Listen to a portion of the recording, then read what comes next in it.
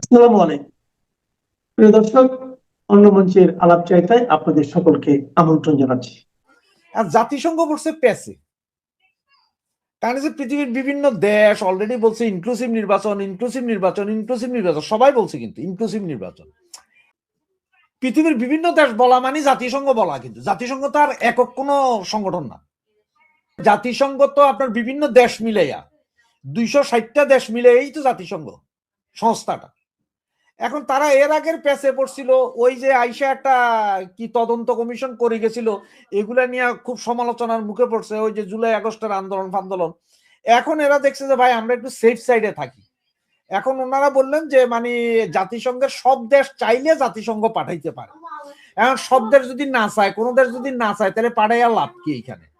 আর ওরাও বুঝতেছে যে এইখানে যেহেতু আওয়ামী লীগ বা 14 দল থাকবে না, এর ভিতরে আবার দেখছেন যে জাতীয় পার্টি ইলেকশন যাতে করতে না পারে, এই জন্য হাইকোর্টে রিটও হয়েছে। এরপর স্বতন্ত্র সদস্য যারা আছে তাদের দাঁড়াইতে দেওয়া হচ্ছে না। এগুলা নিয়ে ওরা বুঝছে যে এই ইলেকশন হবে 50% লোকের, 50% বাদ 50% লোকের ইলেকশন হবে। সুতরাং এই ইলেকশনে জাতিসংঘ প্রতিনিধি পাঠাইয়াও লাভ কি, না পাঠাইও লাভ কি? পাঠাইলেই বা কি উপকার হবে, আর না পাঠাইলে বা কি হবে? সুতরাং এই জন্য হে বলছে যে মানে এইখানে আমরা এই মুহূর্তে যাব না, বা সিদ্ধান্ত নেয় নাই। এমন হইতে পারে আবার কয়দিন পরে সিদ্ধান্ত নিতেও পারে। খেলা এখনো বাকি। জানুয়ারি মাস পুরা যাবে, ফেব্রুয়ারি মাসে 12 তারিখ, অনেক দেরি। এখনই যে সিদ্ধান্ত, ওই জাতিসংঘ থেকে রাতের আন্দারে, ওই রাতের ভোট দিনের মতো রাতের আন্দার আবার আরেকদিন সিদ্ধান্ত নেবে যে ঠিক আছে আমরা পাঠাবো, কখন কি হয় এটা কেউ বলতে পারে না। সুতরাং আমি এই যে জাতিসংঘ কি বললো, আর জাতিসংঘ ভাই ওর ইয়েটা কি? ভোট হবে আমার দেশে, হের কামটা কি? সোজা কথা হচ্ছে যে ওর কাজটা কি? হের তো কোনো কাম নেই। হে আইসা কি রিপোর্ট দিব? হে যেখানে যেখানে যাইবো এটা তো সরকার নির্ধারণ করে দিব, অমুক যাইবেন। সেইখানে দরকারে ট্রাক বইরা গার্মেন্টস শ্রমিক নিয়ে দাঁড়া করে দিব, দেখবেন যে এরা ভোটারই না, খাড়াই গেছে লাইনে। জাতিসংঘকে শান্তিপূর্ণ ইলেকশন নিতেছে দেখতেছি। যেখানে গোলাগুলি ওখানে কি জাতিসংঘের গাড়ি যাবে? যে দেখি গোলাগুলির মাঝখানে দাঁড়াই আমরা একটু ছবি তুলি, দুটা ভিডিও করি, তা তো যাবে না। বা এখন আসবে এই যে যখন নির্বাচনী প্রচারটা শুরু হবে, প্রতিটা আসনে যাইব, মানুষ থেকে জানতে চাইবো জাতিসংঘ, তা তো জানতে চাইবে না। তাহলে সে আইলে কি আর না আইলে কি? কত হচ্ছে একটা ইলেকশন হইতেছে, হইতে দেন, আমরাও দেখি।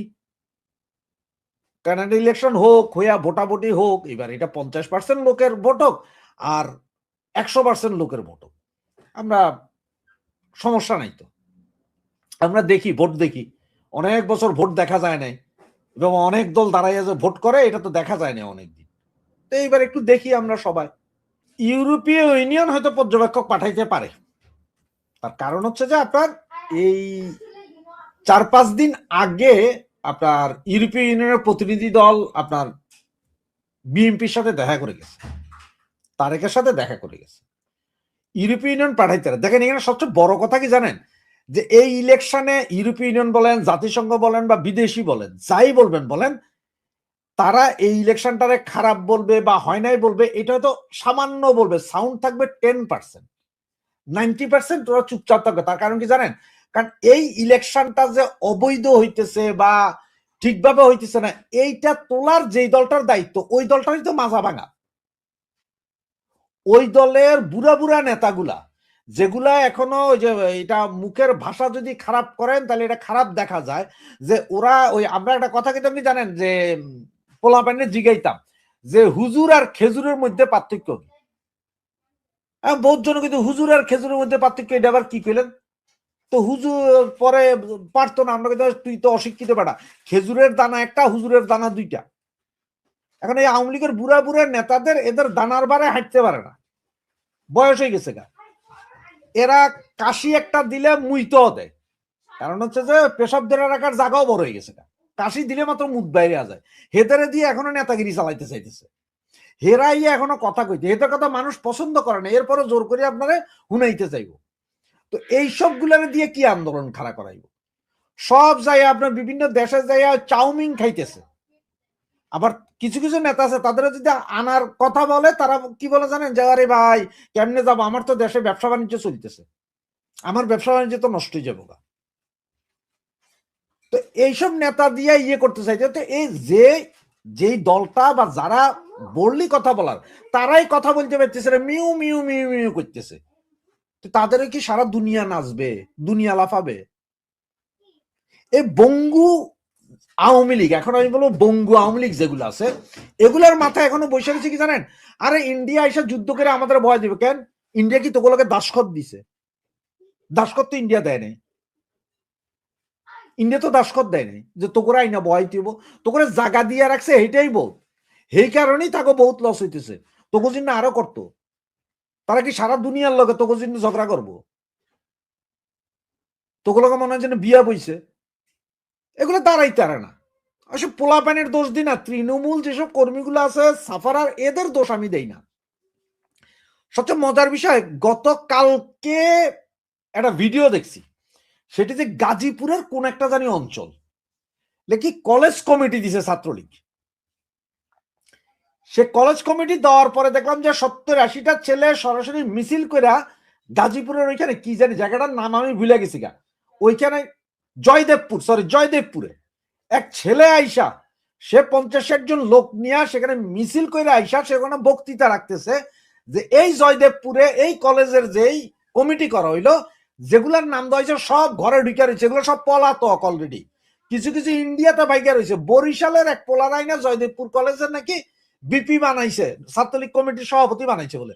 হিতের বাড়ি বরিশাল, হিতে কেন ওই মেসে থেকে পড়ালেখা করে। তো এবারে কি বরিশাল থেকে লোক আইনা তুই মিছিল করাবি? এখানে যেসব লোকগুলো একটা মিছিল করতে পারে না, গত 18 মাসে ফেসবুকের পেজ খুলতে পারে নাই, সেগুলা নেতা হয়। তো ওই ছেলে বক্তৃতা দিয়ে যায়, ভালো কথা কইছে সে। এরপরে আজকে সকালে শুনলাম যে সেই ছেলে সহ আরো 4 জন অ্যারেস্ট, পুলিশ অ্যারেস্ট করছে। তো এই ছেলে নাকি এর আগেও 3বার জেলে গেছে গত 17 মাসে। আওয়ামী লীগের আমলে সে 3 বছর জেল কাটছে আওয়ামী লীগ নেতাদের গ্রুপিং এর কারণে। তো এইভাবে চালাইব দল? এখনো পয়সা খায়া কমিটি দেয়। যদিও এখন বোধ ছাত্রলীগ নেতাকর্মী বলবে যে ভাই কমিটি তো বাতিল করছে। তো বাতিল করতে হয়, তুই দিবিও কেন আর বাতিলও করবি কেন? মাইয়া তো বিয়ে করার আগে দেহে, বিয়ে করে যাইয়া এরপরে কইলি যে তুই মাইয়া কালা সাইরা দুম হইলো। তো এই দল, যে দলটার এই অবস্থা, এগুলো আবার বলে হেরা এখন যে ফেসবুক। এক সময় কিন্তু আওয়ামী লীগ ছাত্রলীগই বলতে কি জানেন যে বিএনপি ফেসবুকের দল, ওরা ফেসবুকে আছে। আওয়ামী লীগ এখন ফেসবুকও নেই, আওয়ামী লীগ এখন টিকটকে আছে। এরা ওই যে 10-15টা 20টা মাইয়া টিকটক করে, আমরা ছাত্রলীগ, আমরা অমুক লীগ, আমরা তমুক লীগ। এমন এমন অনেক জায়গা পাইবেন যে আওয়ামী লীগের যে কমিটি আছে বা আওয়ামী লীগ ওয়ার্ড থানা পর্যায়ের মিটিং পর্যন্ত করতে পারতো না এই মাস্তুন্দা যুবলীগের পোলাবেন কিছু গুন্ডা বান্ডার কারণে। হেরা যা কইতো তাই হইতে হবে। এখন আপনি কিছু লাগবে না। ভারতে দেখেন, ভারতে বিজেপির কোন একটা রাজ্যে জানি প্রেসিডেন্ট বানাইছে বিজেপির 42 বছরের এক যুবক। আর আওয়ামী লীগ আছে এখন 80 বছর বয়সের যুবক ওই পাবলিক লয়া। মানে ঘটনাটা কেমন আপনারা দেখেন একটা জিনিস, একটা নেত্রীর কথাই বলি, এরকম বহুত নেতাও আছে। ধরেন দীপুমণি এমপি, উনি মন্ত্রী, উনি আবার কেন্দ্রীয় কমিটির জয়েন্ট সেক্রেটারি, উনি আবার সংসদীয় কমিটির সভাপতি, উনি আবার নমিনেশন বোর্ডের চেয়ারম্যান। আমি জাস্ট দীপুমণির নামটা নিলাম এই নামে। তো একটা লোক 20টা জায়গায় আছে, 20টা কমিটি ওনার হাতে। তো বাকিরা কে ভাই আঙ্গুল চুষবে ভাই? এখন আপনারা নামা করেন, কইরা উতরে ফেলাইতে পারতেছেন না? উতরাইতেছেন না কেন আপনারা? এখন খালি চায়া থাকেন যে তৃণমূল ওই যে ওকিন্নি ফকিন্নির পোলাপাইন, বস্তির পোলাপাইন গুলা কখন নামবো আপনাদের জন্য, নাইমা গুলি খেয়ে মরবো নুর হোসেনের মতন, আপনারা আবার বাদশাহী হাল চালাইবেন। এটি তো চাইতেছেন আপনারা। তো তার চেয়ে আমি কম যে এই যে পোলাপাইন যেগুলো আছে। এখন কালকে আরেকটা ভিডিও দেখলাম, আজকে সকালে সরি, একটা ছেলে গড়াইয়া গড়াইয়া কাঁদতেছে, তার বাপ মারা গেছে। তার বাপ মারা গেছে, গড়াইয়া গড়াইয়া কাঁদতেছে সে, যে সে বাসায় যেতে পারতে, বাড়িতে যাইতে পারতেছে না। আর আমাকে এই যে আওয়ামী লীগের নেতাগুলারে দেখেন, সব ইন্ডিয়াতে কিন্তু বউ বাচ্চা নিয়ে যায়, এখানে লাখো টাকা খরচ করতেছে পার মান্থ। 4 স্টার হোটেলে থাকে নেতারা, এত টাকা পাইলেন কোথায় আপনারা? এখন বহুত নেতা আবার চিন্তা করতেছে, ভাই মনে হয় ইন্ডিয়া একটা কাম করে দিব আমাদের, বিএনপি ক্ষমতায় আসলে মাত্র কি করবে, আমাদের সব উঠাই নিবে, আমরা আন্দোলন সংগ্রাম করে বিএনপি কে নামাবো। আপনার আন্দোলন সংগ্রাম ঠিক গত 17 বছর জামাতের যে অবস্থা করে রাখছিল আওয়ামী লীগ, সেই একই আইন এখন বিএনপি করে দিবে। বিএনপি আপনাদের নিষেধাজ্ঞা তুলবেও না, বাড়াবেও না। পুলিশ আপনাদের টয়লেটে গেলেও ধরবো যে 2 জন মিলে চা খাইবেন, এইখানে যেগুলো আপনারা করছেন গত 14-16 বছরে, যা যা আপনারা করছেন তাই ইমপ্লিমেন্ট করবে এই মুহূর্তে বিএনপি। কি করবেন আপনারা? এখন আপনারা ভাই এটা কি কথা কইলেন, আপনি এটা কি কথা কইলেন, বিএনপির পক্ষে গেলেন কিনা? না, আপনারা শিখাইছেন। আমরা একসময় কইতাম কি জানেন, যে বিএনপি যা শিখায় আওয়ামী লীগ তারে আইসা স্ক্রু আরো টাইট দেয়। যেমন যে আপনার বিএনপির আমলে সম্ভবত আপনার তৈরি করছে, জননিরাপত্তা আইন, মনে আছে? জননিরাপত্তা আইন তৈরি করলো বিএনপির আমলে, সেই আইনের ভালো ইমপ্লিমেন্ট করলো কে? আওয়ামী লীগ। কঠিন ইমপ্লিমেন্ট করলো। সেইটা আবার 2001-এ আইসা বিএনপি ওইটারা আরো টাইট দিল, আরো সুন্দর করে করলো। 2008 থেকে 15-16 পর্যন্ত, তো 2008 থেকে আবার এই 2024 পর্যন্ত করলো তো আওয়ামী লীগ, বিভিন্ন ভাবে করছে। আপনি অস্বীকার করবেন কিভাবে? করছেন তো। সেই এগুলো সব তারেক মিয়া দেখছে না? এগুলো সব তারেক মিয়ার লগে যারা আছে তারা দেখছে না কেমনে কি করছে, কেমনে ওই যে আপনার ওই যে এটা কি রুহুল কবির রিজভী নাকি, এরা এগুলো দেখছে। হেরা করবো কি, বিএনপি যা করবো, কোনো সমস্যা নাই। আপনারা দেশের বাইরে আছেন, দেশের বাইরে থাকেন, কোনো দরকার নেই আপনারা রাহা অফিসে যায় তো বইবেন দূরের কথা, আপনার দেশে আওয়ার দরকার নাই। যেই দিন হবে তার মধ্যে 100 দিনের যে কর্মকাণ্ড থাকবো, এগুলো হচ্ছে যে আওয়ামী লীগের এই চোর নেতাগুলার যেসব ব্যবসা প্রতিষ্ঠান সব দখল করো, সব খায়া ভালো, এগুলো একটাও ছাইরো না, এগুলো সব দখল করো। দখল মানে কি, যায় বইব, তুমি এই পয়সা পাইছো কোথায়? ওই যেমন ধরেন এখন আপনি এই আওয়ামী লীগের এইভাবে নেতাদের কথা কইলে হয়তো আপনাদের অনেকে বুঝতে একটু কষ্ট হইব। যেমন আপনার এই যে আমাদের এই মোংলা মাসুদ, হাতিয়াবাড়ি মোংলা মাসুদ তো দেখছেন, উনি এক সময় আজ থেকে 1 বছর 1.5 বছর আগে বলছে হাতিয়াতে সবচেয়ে ভাঙা সবচেয়ে গরিবের বাড়িটা কার? মোংলা মাসুদের। আর এখন হলফনামাই দিছে হাতিয়ার সবচেয়ে বড় বাড়ি তার, 3.5 একর জায়গার উপরে তার বাড়ি। তাহলে এই 1 বছরে উনি তো কোনো কাম করেন না, কাজ করেন না, তাহলে এটা দুর্নীতির টাকা, ব্ল্যাক মানি। উনিও খাইছেন, ওনার বাপও খাইছেন, বাপের চেয়ে পোলার সম্পদ বেশি, পোলার কিন্তু কোনো কাম নাই, কোনো ব্যবসা নেই। 1 বছরে 3 একর জায়গা কিনা, বা এটা বিশাল বিষয়, এটা আপনার আমার দ্বারাও সম্ভব না। তাহলে এটা দুর্নীতির টাকা। সুতরাং এই টাকা কালকে ক্ষমতায় আসার পরে বিএনপি যদি এগুলোর উপরে সবগুলোর উপর বাগড়া চালায়, কি করবেন আপনি? ধইরা নিলাম যে জমি জমা আপনার নামে হয়ে গেছে, আপনার করতে পারবেন না, কি খাইতে পারবেন না, আপনি নিয়ে যাইতে পারবেন না। যেমন আমরা দেখছি এই যে আপনার সারা বাংলাদেশে রেলওয়ের যে খালি জায়গা আছে না, খালি জায়গাগুলো যে বস্তি উঠে না, যখন যে সরকারের সেই সরকারের ক্যাডার বাহিনী যে ওখান থেকে ভাড়া তোলে, তা আপনাদের জায়গা বাড়ি ঘর সবগুলো আমরা দখলে রেখে ভাড়া দিলে আমরা খাবো আর কি। বিএনপি এখন ওই রকম কাজ করবে, কারণ আপনারা শিখেছেন তো, এগুলো করছেন না, এগুলোর দায় দিতে হবে না। সুতরাং এই জন্য বলি যে ইউরোপীয় ইউনিয়ন কেউই কিছু বলবে না, কারণ হচ্ছে যে এরা বলবে কেন? এরা কি আওয়ামী লীগের সাথে দাসখত দিছে? এরা তো আওয়ামী লীগের সাথে দাসখত দেয়নি। আওয়ামী লীগ বা ইন্ডিয়াও বলতে যাবে, ইন্ডিয়া যতটুকু বলছে এই পর্যন্ত, তাও ভদ্রতার খাতিরে হয়তো বলছে, নিজের নিরাপত্তার স্বার্থে বলছে, যাতে জঙ্গি উৎপাত না হয়।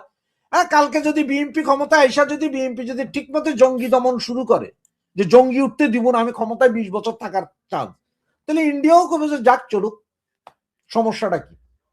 2-4-10 জন আওয়ামী লীগ নেতা, 100 জন আওয়ামী লীগ নেতা, 1,500 আওয়ামী লীগ নেতা মরবেন, কোনো সমস্যা নাই। আমেরিকাতে এরকম প্রতিদিন 50 জনের উপরে মরে বিভিন্ন জায়গায়, বাংলাদেশে নয় প্রতিদিন 20 জন মরবো, অসুবিধা কি আছে? সমস্যা তো নাই। আসসালামু আলাইকুম। বাংলাদেশ রাজনীতির ইতিহাসে একটি ক্রিটিক্যাল জাংচারে উপনীত। বাংলাদেশে যে বিষয়গুলো আলোচিত হচ্ছে তার ভিতরে রুমিন ফারহানার কথাও বারবার উঠে আসছে। 71-এর প্রতি তার যেই শ্রদ্ধাবোধ, এগুলো অনেকের কাছে অ্যাকসেপ্টেবল মনে হয় না। বিশেষ করে বর্তমানে নতুন প্রজন্মের ভেতরে বিভ্রান্তিতে থাকা কিছু মানুষ যারা কিনা, যেমন ধরেন ব্যারিস্টার ফুয়াদের মতো, অথবা অনেকে আছে যারা সার্জিসের মতো, যারা কিনা ৭১কে নিয়ে প্রশ্ন তুলে, হাসনাত আব্দুল্লাহ এরা, তবে এরা এখন খুব একটা আসলে আলোচনা আসবে না যতই তারা চিৎকার করুক, বিশেষ করে এনসিপি, কারণ এনসিপি টুকরো টুকরো হয়ে যাচ্ছে।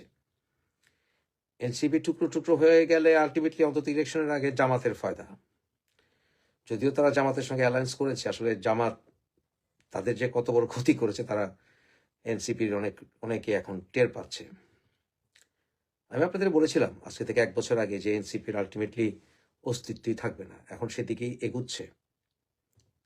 আমরা ব্যারিস্টার ফুয়াদের কণ্ঠে পরিবর্তন দেখলাম। সে ভারতের স্বাধীনতা সার্বভৌমত্বের প্রতি তার রেসপেক্ট আছে, আমাদের স্বাধীনতা সার্বভৌমত্বের প্রতি তাদের রেসপেক্ট থাকা উচিত।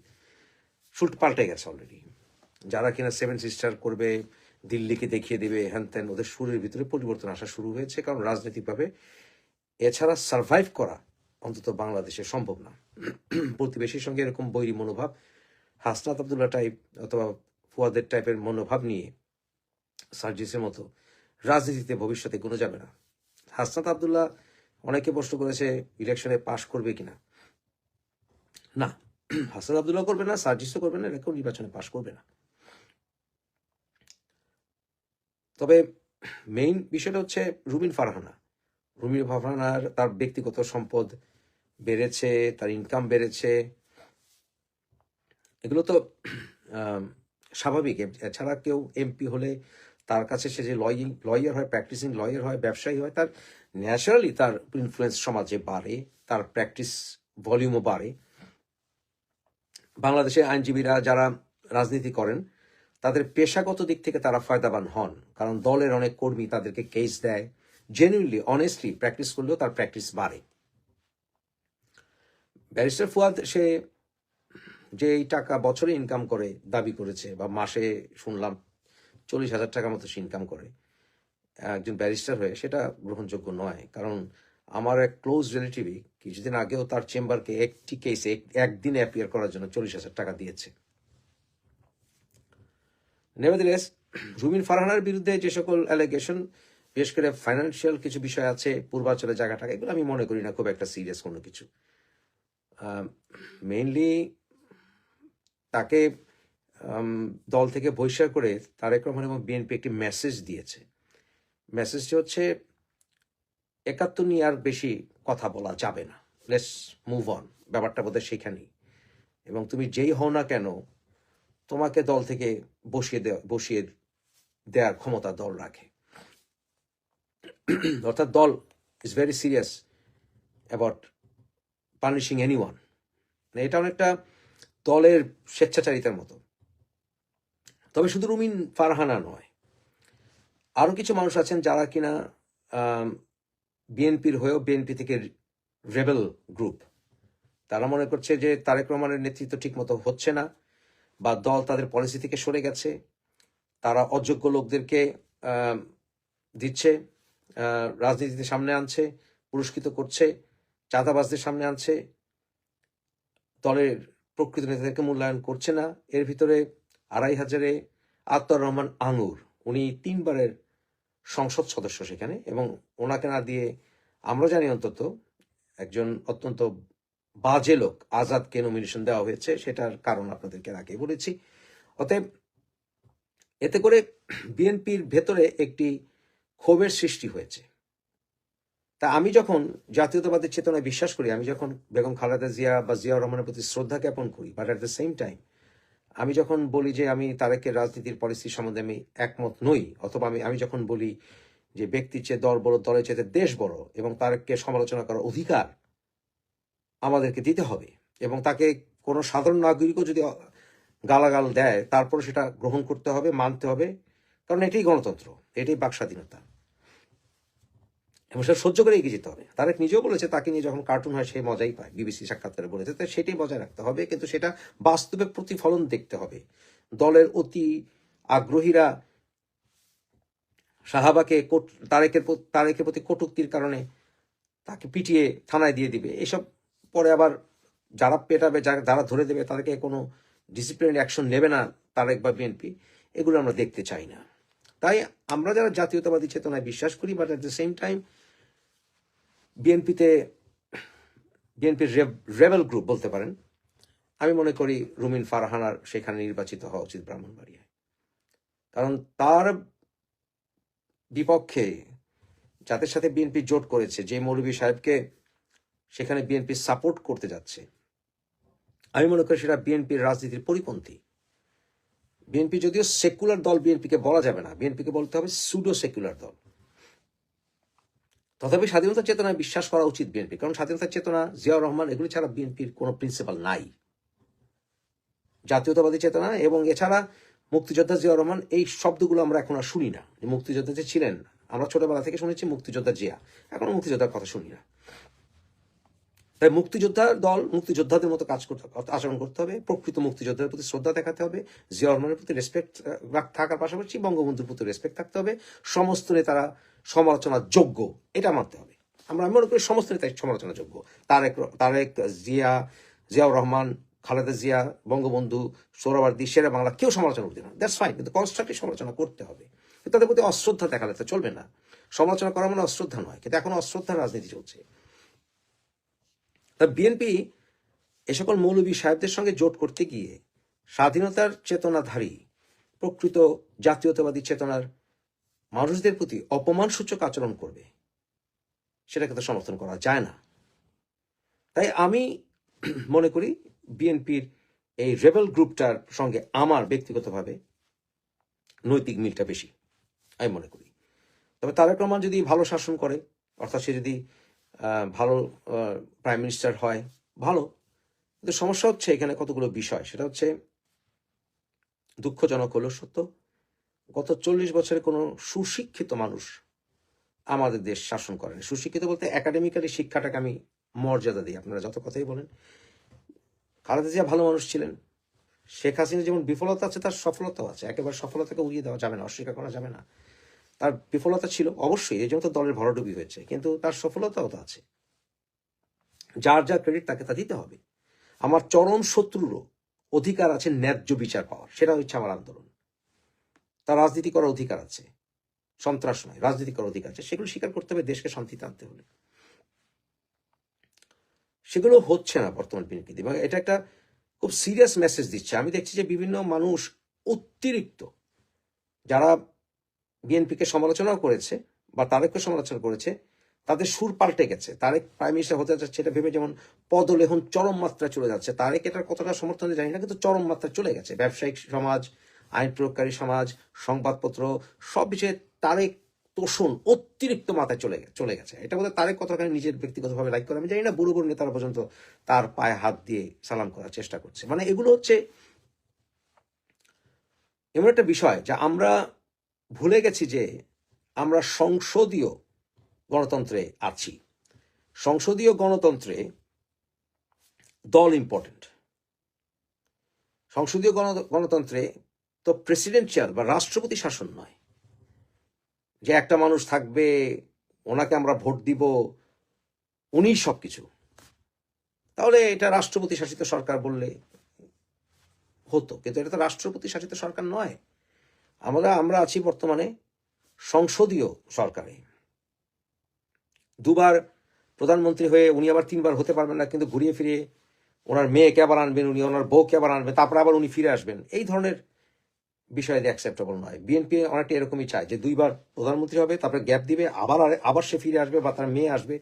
মানে আমরা কি আসলে রাজতন্ত্রে আছি কিনা সেটাও বোঝা যাচ্ছে না। এটা আমরা যদিও, আমি আপনাদের বহুবার বলেছি, 35টি পরিবার 2000 বছর আমাদেরকে গোলাম বানিয়ে রেখেছে। বিবিসির সাক্ষাৎকারে এবং বিভিন্ন ভাবে তারেকের মেয়েকে তারেক সামনে এগিয়ে দিচ্ছে, এরকম একটা বোঝা যাচ্ছে। যেমন খালেদা জিয়া যুগ্ম কি বলে এটাকে, সেক্রেটারি, জয়েন্ট সেক্রেটারি এক পদ সৃষ্টি করে তারেককে নিয়ে এসেছিলেন রাজনীতি একেবারে চরম শিখরে। তো বিএনপির ভেতরে গণতন্ত্র কার্যত নাই, আসবেও বলে আমি সন্দেহ আছে। তাই বিএনপির একটা রেবেল গ্রুপ তৈরি হয়েছে, যে রেবেল গ্রুপের প্রতি আমার রেসপেক্টটা বেশি। বাংলাদেশের গণতন্ত্র অবস্থা হবে রাশিয়ার মতো। রাশিয়াতে যেমন পুটিন, মেদভেদেব অল্টারনেট করে আসে, এইখানেও তাই হবে। তাই আমি চাই ব্যক্তিগতভাবে পরিবারতন্ত্র থেকে মুক্তি।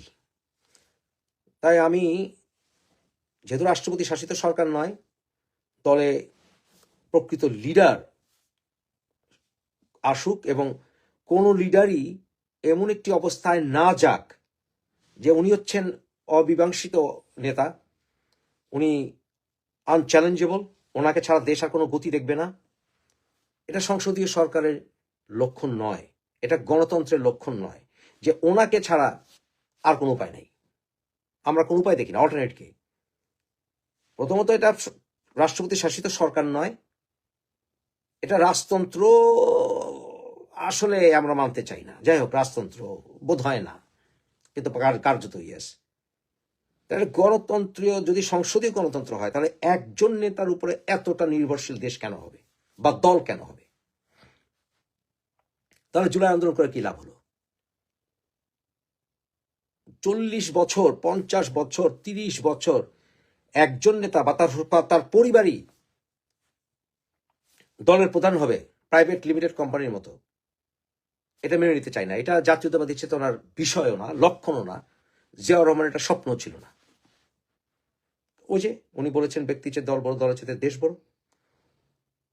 উনি যদি জীবিত থাকতেন, তাহলে উনি যদি এগুলো দেখতেন যে ওনার পর ওনার স্ত্রী, যিনি যতই ভালো মানুষ হোক, উনি একজন গৃহবধূ থেকে প্রধানমন্ত্রী হয়েছেন, এত বছর শাসন করেছেন, এবং তারপরে ওনার ছেলে, তারপর হয়তো ওনার নাতি, আমি জানি না জিয়াউর রহমান এটাতে অ্যাগ্রি করতেন কিনা, ইভেন বঙ্গবন্ধু অ্যাগ্রি করতেন কিনা, সেটা আমার সন্দেহ আছে। সুতরাং সবকিছু মিলিয়ে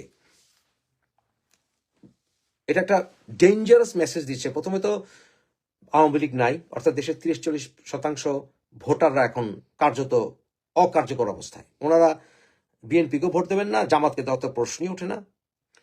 দ্বিতীয়ত, একটি ধর্মভিত্তিক গণতান্ত্রিক রাজনীতির চর্চার একটা প্রচেষ্টা চলছে, যেটাও অ্যাকসেপ্টেবল না।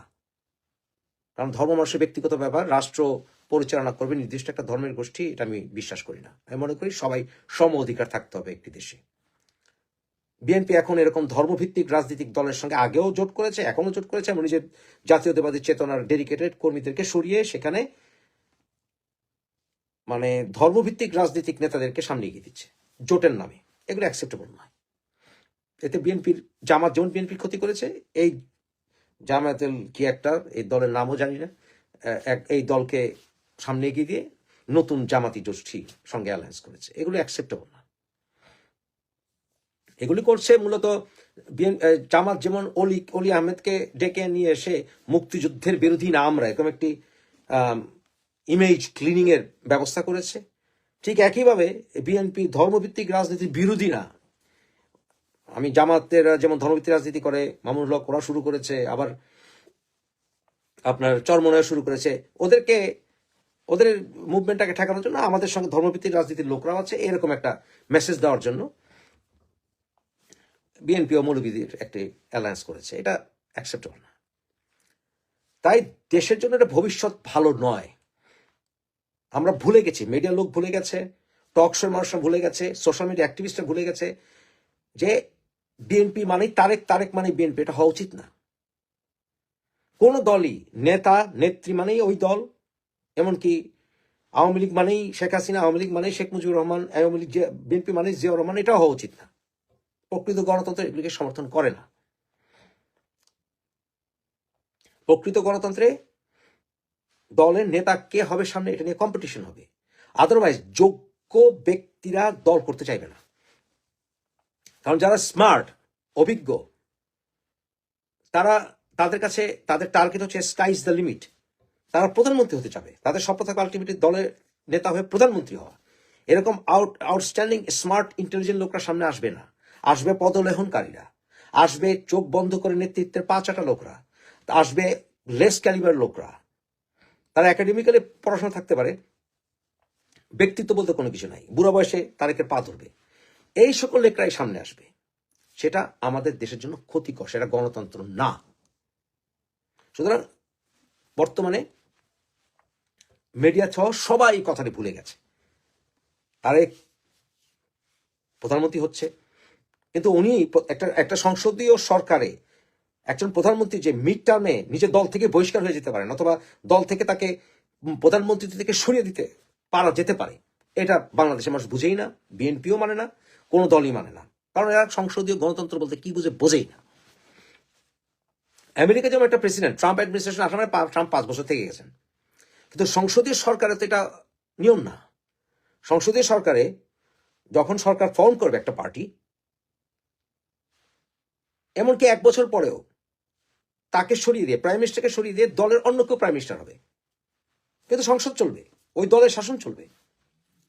ব্রিটেনে কি হয়? ব্রিটেনে কতবার হয়েছে এটা গত কয়েক বছরে? নিজের দলের প্রধানমন্ত্রীকে, দল থেকে একজন প্রধানমন্ত্রী হয়েছে, তাকে সরিয়ে দিয়ে, বরিস জনসনকে সরিয়ে দিয়ে ঋষি সুনাককে নিয়ে আসা হয়েছে, এবং এর আগে আরো কয়েকজনকে প্রধানমন্ত্রী বানানো হয়েছে দল থেকেই। এতে তো সরকার পতন হয়ে যায়নি, দলেরও ক্ষতি হয়নি, স্টেবল হবে দল আস্তে আস্তে। তাই একজন ব্যক্তিকে দলের সর্বা বানিয়ে দেওয়া তো রাষ্ট্রপতি শাসিত সরকার অথবা রাজতন্ত্রের লক্ষণ। সুতরাং বাংলাদেশের মানুষ যতক্ষণ পর্যন্ত এই জিনিসটা না বুঝবে, 24শে জুলাই আন্দোলন বলেন আর গণতন্ত্রের দোহাই দেন, সবকিছু হচ্ছে অর্থহীন।